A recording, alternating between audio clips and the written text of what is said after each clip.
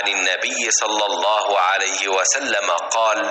3 من كن فيه وجد حلاوة الإيمان: من كان الله ورسوله أحب إليه مما سواهما، ومن أحب عبدا لا يحبه إلا لله،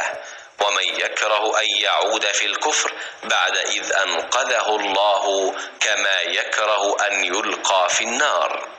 حضور اکرم صلی اللہ علیہ وآلہ وسلم نے ارشاد فرمایا، جس شخص میں یہ 3 باتیں ہوں گی وہ ایمان کا مزہ پالے گا۔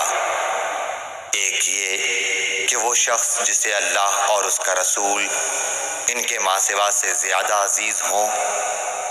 اور دوسرے یہ کہ جو کسی بندے سے محض اللہ ہی کے لیے محبت کرے،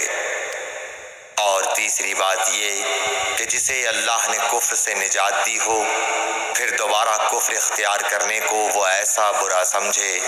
جیسا آگ میں گر جانے کو برا جانتا ہے۔